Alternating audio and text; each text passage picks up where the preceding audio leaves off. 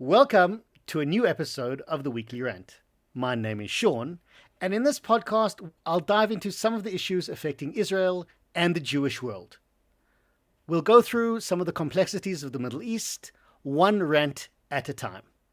For this episode, I'm hosted by Ala Mashmaut, so I'd like to thank Tamir Dortal and his team for setting us up in the studio. And also, I have with me Ari Kolker to discuss one of the more important issues that has faced Israel following October 7th. Ari, introduce yourself. Hi, Shaun. I am Ari. I am a Master Sergeant in a Special Forces Reserve Brigade. I served 4 years in the Haruf Battalion, my regular service, and I'm a student of military history and theory. That is what I do with my spare time. I think one of the great things about this podcast and why we're going to work together is the idea that neither of us have very large titles. I like to often speak of myself as a layman with a lot of information I want to give over. And I'm looking forward to hearing what you have to say, especially about the topic we're going to discuss, which is deterrence. So, Ari, do you want to just give us an introduction? We're going to speak about deterrence and Israel's doctrine of deterrence from a military perspective. What does deterrence mean? And then I want to discuss about some of the history of where it comes going back about 20 years. All right. So I think before we have to define deterrence first, right? That's a good place to start. Yeah. So deterrence is the idea that I can do something that will make my enemy decide not to take an action against me.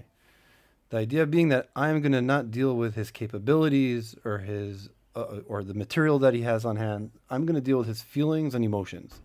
I'm going to try and set up a different set of priorities for my enemy so that he will make a decision that I want him to make and not the one that's bad for me.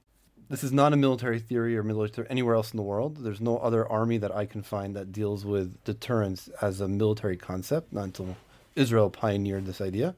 In the army, in the military, we talk about defeat or subduing or overwhelming our enemies. We don't talk about deterring them. As long as my enemy exists and is able to attack me, then I haven't won and I haven't finished my battle. The place for deterrence comes from the criminal justice theory, the criminal justice system, where when a criminal... So now that we have the background of deterrence, Ari, I want to speak about how Israel has implemented this deterrence, and I'm going to go back to 2006, where we had the Second Lebanon War between Israel and mainly against Hezbollah in northern Israel and southern Lebanon. So the war starts officially on July 12, 2006, where Hezbollah terrorists cross the Israeli border, kidnap 2 Israeli soldiers, kill another 3, and then in the ensuing battle, another 5 Israelis are killed. And then this leads to a month-long war between Israel and Hezbollah, where over time Hezbollah launches a number of rockets and missiles at mainly northern parts of Israel. And eventually Israel starts a massive ground invasion into southern Lebanon that stops before it achieves any notable goals, because the United Nations imposes a ceasefire and UN Resolution 1701 on Israel and all other parties in the region. So that officially ends the Second Lebanon War. And this particular UN resolution, which was part of the Security Council, makes it very clear that Hezbollah, the terrorist organization that was dominating Lebanon at the time, has to withdraw northwards away from the Israeli border. And the United Nations security force was put in Lebanon to maintain the ceasefire and everything else. Now, it was clear to any Israeli living in Israel at the time, including reservists like myself, that we didn't win this war. The war ended inconclusively. But we were told by then Prime Minister Ehud Olmert and Defense Minister Peretz and the Chief of Staff at the time that no, Israel has deterred Hezbollah from future military operations. And that became the buzzword, very much like you explained it before, that, well, we didn't win the war, we didn't defeat the enemy, but we've deterred them. And this idea of deterrence came up again 3 years later in 2009, where, again, after a number of rocket attacks from Gaza into southern Israel, the Israeli army launched Operation cast lead into Gaza, which was at that stage a massive operation of the Israeli Defense Force in Gaza. It led to 1,500 Palestinians being killed. 67 Israeli soldiers were killed. And it was the first major ground offensive in Gaza. Thousands of soldiers entered Gaza. There was massive damage, massive bombardment. Hamas wasn't defeated in this war. We also have to take into account, remember that was, as much as it was large scale, as the largest scale operation since this Second Lebanon War, it was still very limited in its area of operation, of where it was working and how far it went. It didn't go into the places of Gaza where we've gone now today. It was mainly in Sajaiya, for the most part, just that part of Gaza, very small. When you look at a map, you're talking about a square kilometer or two. I understand what you're saying, and I agree with that. But we're going to see is, as we move ahead over the last couple of years, yes, Israel's operations have gotten much bigger, but unfortunately so is the death toll. And at the same time, so is the capabilities of our enemies. But just like in 2006, when the war ended in 2009 without a strategic victory, there again, now it was same Prime Minister Olmert, and then Defense Minister Ehud Barak said, no, we've achieved deterrence. Hamas has been deterred from attacking Israel again. There won't be any more rockets. There won't be any more terrorist infiltrations. We have successfully deterred Hamas. And that carried on. And then slowly there were a couple of more rockets. And then in 2012, Israel launches another attack into Gaza. This time slightly smaller. It was Operation Amud Anan, or Pillar of Defense, or Pillar of Cloud. And it started after a number of rockets had been fired into Israel, where Israel used a drone to assassinate Ahmed Jabari, who was the head of the Gaza military wing of Hamas. And this led to a number of rockets being fired from Gaza into Israel, and eventually Israel launched a massive aerial bombardment. 1,000 Palestinians were killed, a number of Hamas operatives were killed, and then there was a ceasefire. And then again. Sorry? And then we did it again. And there was a ceasefire, and we were told, no, don't worry. This time, Hamas, they've been deterred. Halta'ah is the Hebrew word. They've been deterred. They know they're not going to start with us again. That is it. And it was the same. This time it was Netanyahu was prime minister, and him and Ehud Barak were at this press conference and said, don't worry, Hamas has been deterred. Deterrence is working. And then 2 years later, we have the kidnapping and murder of 3 Israeli teens. And this sets off, again, another massive round of bombardment from Gaza into Israel. And now, for the first time, rockets are fired from Gaza and into central Israel, into Jerusalem. It's a whole new level of shall we say, attacks from Hamas. They were deterred. Were they? So I think that's exactly what we need to discuss. Again, in 2004, we're now 2014, Tzuk Eitan. There's now another massive Israeli operation, not just an air war, but also a ground operation into Gaza. Now we're talking about 2,500 Palestinians being killed. It's the first time also we discover that Hamas has built this massive tunnel network all around Gaza. And the tunnels and the use of civilians in these areas leads to 70 Israeli soldiers being killed. And at the end of this campaign, which lasts a couple of weeks, all right, we're told, no, this is it. We have decimated Hamas's capabilities. We've destroyed tunnels. We've bombed them from the air. And they're properly now deterred. Deterrence is now a real thing. All right, we have a right-wing government. It was Netanyahu was saying, we have properly deterred them. This is it. They've been deterred. And then we had a couple of months of quiet. And then from 2021, slowly the rockets came back. And all the way up until we had Guardians of the Wall, where on Jerusalem Day in 2021, suddenly Jerusalem was attacked by rockets. But this is also something that was a little interesting, is this time it wasn't Hamas rockets. It was, even though we were told Hamas runs Gaza and Hamas is deterred, the rockets came from the Palestinian Islamic Jihad. So they were the ones who needed to be deterred this time. So all the focus was on deterring them, because Hamas has already been deterred. Hamas knows they don't want to start with us. So this now, Guardians of the Wall ends with another ceasefire agreement.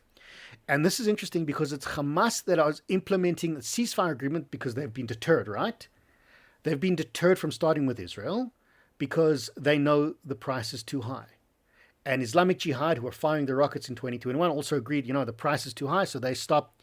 And that's how everything stops until October 2023. And I think I just want to give one more idea here, and I want to hear what you have to say, because I know I've been a little bit cynical explaining how deterrence has worked all this way, but I think one of the most important ideas of the way Israel views deterrence, or Israeli military leaders view deterrence, is the price that Israel could extract from the Palestinians in Gaza would be too high by our opinion. In our minds, the damage that we would do to Gaza would leave the Gazan population decimated.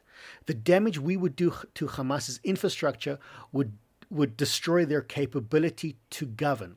And Hamas has spent nearly 20 years building themselves up as a political power in Gaza, as a social power in Gaza, and they don't want to risk all that by an all-out war with Israel. And that was part of the deterrence doctrine that Israel adopted themselves, saying that, well, we know that they want to maintain control politically, economically, and physically, and they don't want to risk that, losing all that in a war with Israel. Right. Well, you're hitting on a really important point, and that is that deterrence works on our standards. Like you said, the damage that we incurred on Hamas was so great by our standards that they wouldn't want to fight us again. And we forget to take into account that Hamas has a separate set of standards. What is too much for us is nothing for them, is irrelevant. So the price that they paid, or I say that with in quotation marks, the price that Hamas paid for going to war with us, we think of as being very high. Even today, we think they paid this very, very high price. In theory, if that was the case, then the streets of Gaza would be anti-Hamas at the moment. But the reality is that on their standards, they haven't even paid a price yet. They haven't even begun to pay a price because they value things differently. They don't value the damage that we cause. For them, it's not of value that it's such a high price for them, which goes down to applying a theory that takes different standards into account, which gets back to, we'll go into for a minute. I want to shift a little bit to explain that if the way I view deterrence, it comes from the idea of the criminal justice system, with a criminal committing a crime. And the reason why deterrence works in the criminal justice system is the criminals and the courts and society are all functioning on the same standard. The bank robber in Jerusalem is still part of the Jerusalem society, is part of our Western culture, has the same values. He wants money, the same way we want to collect material goods and be wealthy and comfortable. I care about my wife, I care about my children, so if I'm starving, I'll steal money from somebody in order to feed my children. I have the same values as the criminal. Now again, he has a bit of a problem with his moral codes and ethics, but our standards of how we value things are the same. So when I incur deterrence on him, I punish him for his crime, right? I make whatever the consequences are. And then we add on top of that another layer of punishment to deter the next criminal from committing the same crime. But that only works if we all hold the same standards. I can't deter my enemy, the Hamas. You can never deter your enemy because the reason he's your enemy is because he's holding a different worldview. For him, whatever you value is clearly not what he values, or he wouldn't be your enemy. That's your opposing sides of a conflict. So the damage that we cause them and the pain we inflict on them, on our standards, is grave, is massive. We've caused enormous damage in Gaza. I've been one of the people that's done it. But on their side, their standard isn't taking that into account. They're not counting that as a bad thing. It's just proving to their fellow Gazaans, or whatever the word terminology is for someone who lives in Gaza, it's proving to them how right they were and how just they are in their cause to fight us. It's not deterring them at all. So we're telling ourselves that we're deterring ourselves.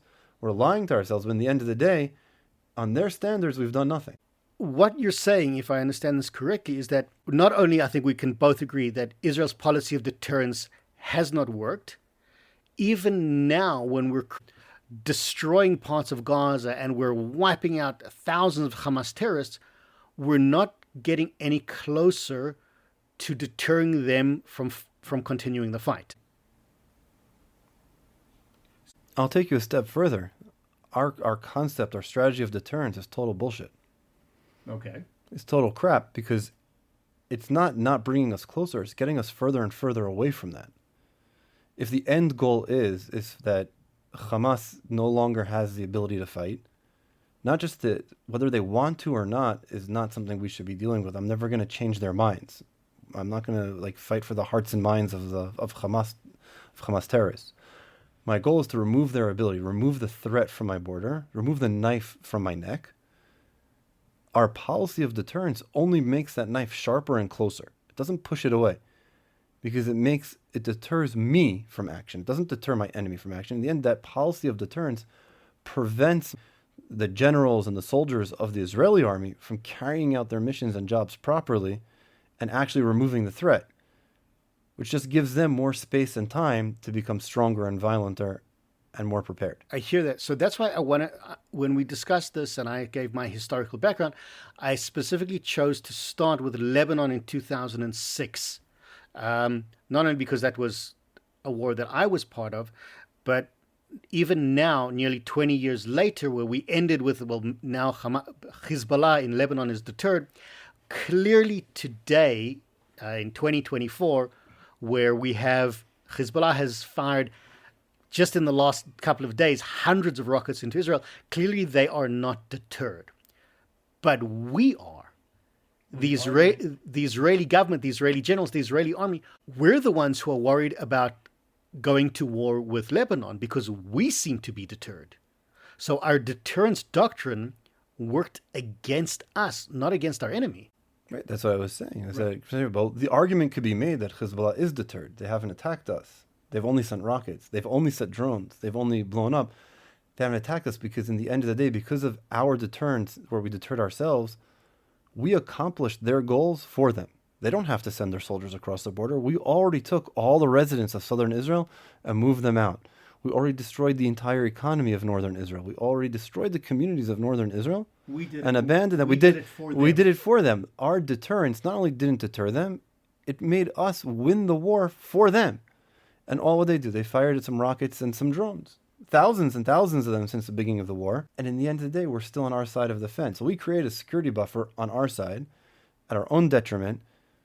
So they're not deterred. Like the argument would be made, well, they haven't attacked us with infantry across the border yet. That's because they don't need to. But they don't need to. We did it for them already. And in the end of the day, they're still they're exacting an even heavier price. First of all, economically, thousands of times higher on us.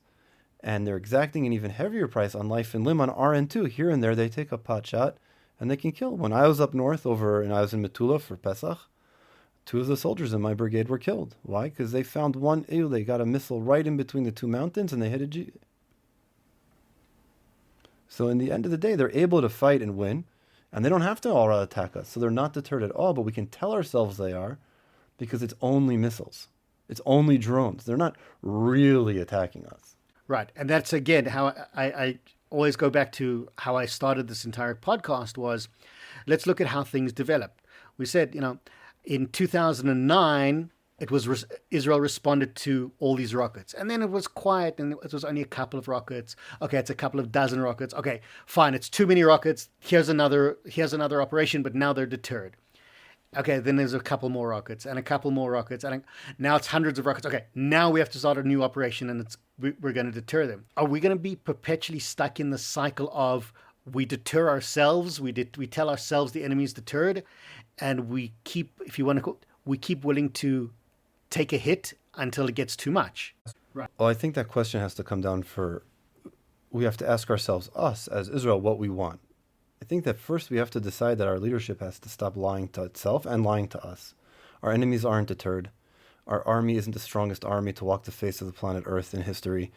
We're not all superheroes, and our economy isn't endlessly capable of suffering attacks. We have to stop lying to ourselves that we can deter our enemies and start acting like our own independent country where if we have enemies, we go to war, we need victory, not deterrence. We need victory. We need to win. When the Americans fought the Germans in World War II, they didn't seek to deter Hitler. They wanted victory. When then the Americans fought the Japanese in World War II, they sought victory, not deterrence. And in the end of the day, the problem is here, we're afraid of victory.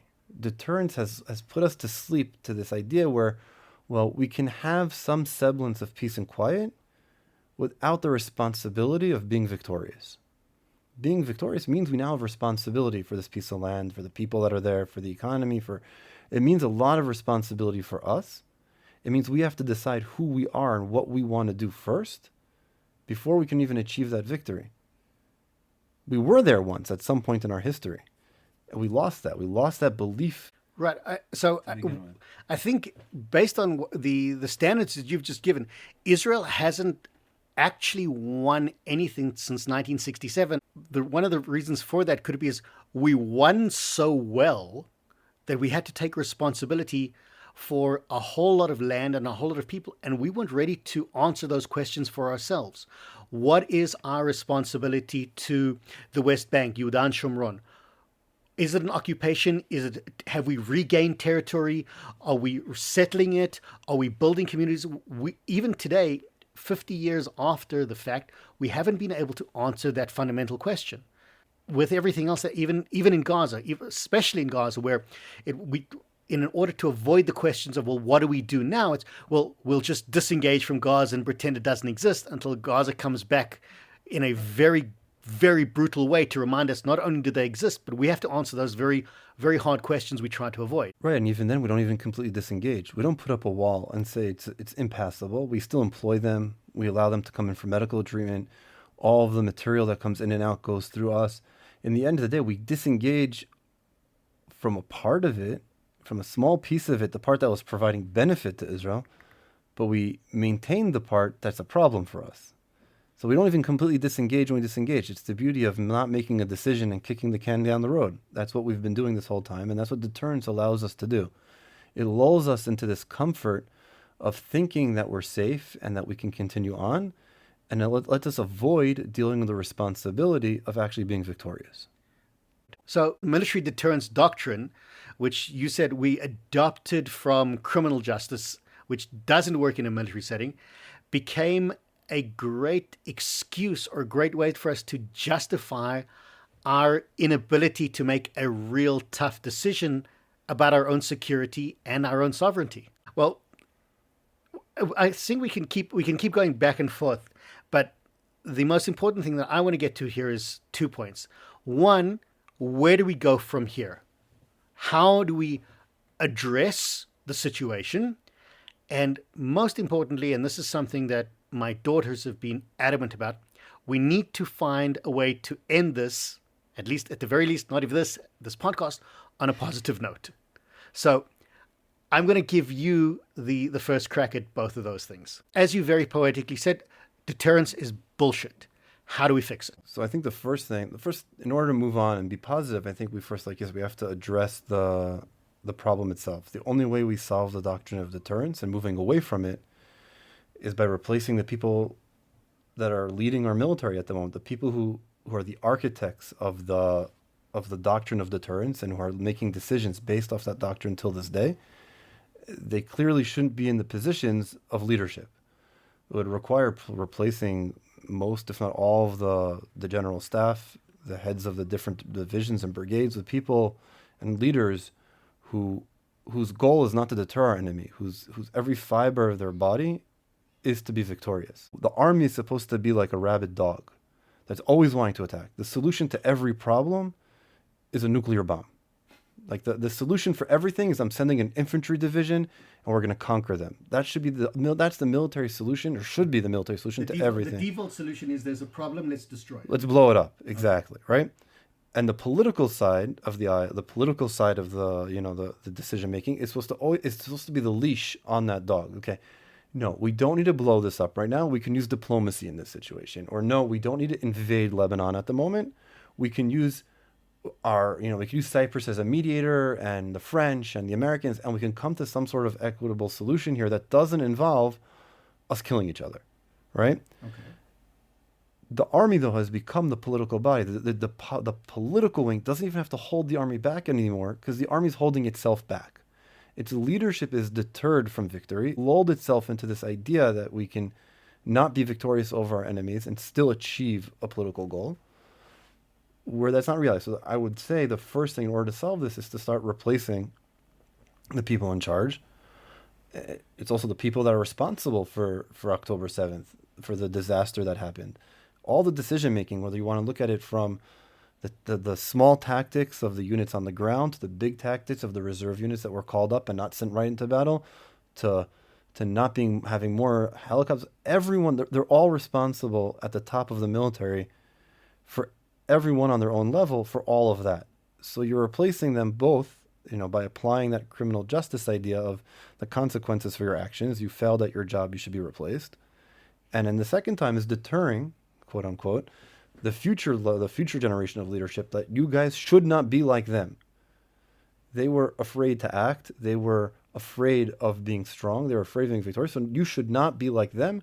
Do the opposite. That's where I place them. And on a positive note, I think that if we look at October 7th and in all the horrible and just truly catastrophic failure that all the security establishment was as a system on October 7th, I think the biggest light in all of that was the individual soldiers, people like myself, people like you, that on the middle of the day said, wait a minute, there's something wrong here. Something's going on. I'm taking personal responsibility of the situation. I know that I left my house before anyone called me, and I started heading south before I got a phone call, and I headed straight to my emergency call-up depot. But the stories of all of the major heroic things that happened in the South, that's all people and soldiers like myself, like you, that took responsibility into their own hands. And in the lower ranks, in the soldiers in the platoon level, our army is full of superheroes. It is full of people who are amazingly well trained. They're capable of performing to extraordinary levels. They just need to be let go. Someone needs to let go of that leash and let them go and do their job properly. And that's one of the things in Gaza. In every encounter that we have with the enemy, we win. There's no encounter between the IDF and Hamas where Hamas comes out ahead. Every encounter we win. Up north, every encounter where we're face-to-face with the enemy, those don't make the news, obviously, because officially we're not in Lebanon and we're not going face-to-face with the enemy. But even there, where we do go, as I can... we do win, and at that level, our army is extraordinarily strong and extraordinarily prepared. That's my optimism moving forward. All right, I agree with just about everything. I'm going to put in my own words that I think Israel, if you want to go back to October 5th and 6th, the country socially was not in a very good place. And we were lulled into a bit of a thinking that, well, even if the worst thing happens, our army is strong enough and we're good and we've deterred our enemies and things like that.